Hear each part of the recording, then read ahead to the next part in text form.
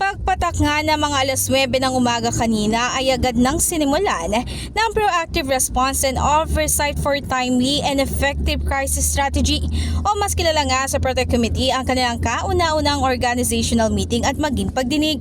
Sa opening statement ni Senator Win Gatchalian na siyang tumatayong chairman ng nasabing komite ay ginit niya na bagamat hindi sa Pilipinas nagaganap ang gulo ay malinaw naman daw na makikita na naapektuhan ng Middle East tension ang pamumuhay ng bawat mamayang Pilipino.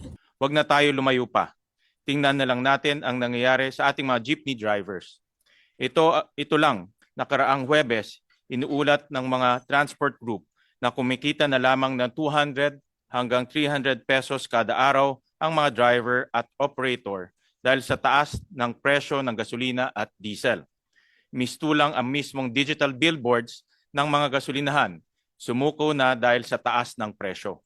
Kasunod nga nito, binigyan din ni Senadora Risa Ontiveros na hindi raw sapat ang paggawa lang ng monitoring at maging ang pagbibigay ng palasyo ng assurance araw-araw.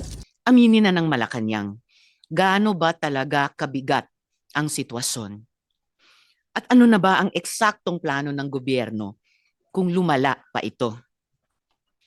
Dahil ang kailangan ng bansa ngayon ay malinaw at agarang solusyon para saluhin ang mga puwersadong magbalikbayan at pigilan nga itong lumalaking pinsala ng pagtaas ng presyo ng langis sa buhay ng bawat Pilipino. Sa kabilang banda, iginit naman ni Senator J.V. Ejercito na hindi na may tuturing na normal pa ang nangyayari sa bansa dahil isa na raw itong krisis.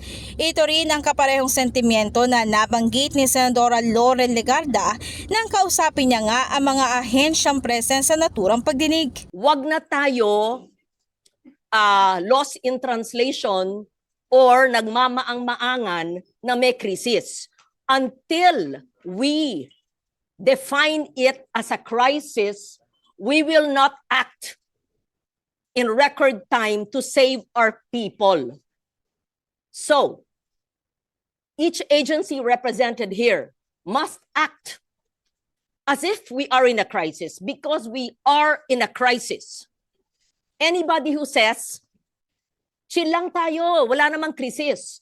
No. Maaalala sa pagsalang ng mga ahensya ngayong umaga ay ibinahagi ng Department of Migrant Workers na nasa 2,630 na raw na mga overseas Filipino workers ang kanilang na-repatriate dala nga na naturang tensyon. Binanggit naman ng Department of Energy na nagpadala na raw sila ng sulat sa Kongreso para hilingin nga na mailabas na ang supplemental budget ng Philippine National Oil Company. Maliban nga sa mga naturang ahensya, sinabi din ng Department of Agriculture na patuloy ang ginagawa ng paghahanda upang matiyak nga na hindi na magkakaroon pa ng dagdag na pasanin dito sa mga mamayang Pilipino ang posibleng pagsirit pa ng presyo ng mga pangunahing bilihin kung sakaling tumagal ang tensyon sa Middle East. In the heart of changing lives, ako si Brigada Ann Cortez ng 105.1 Brigada News FM Manila, the Music News Authority.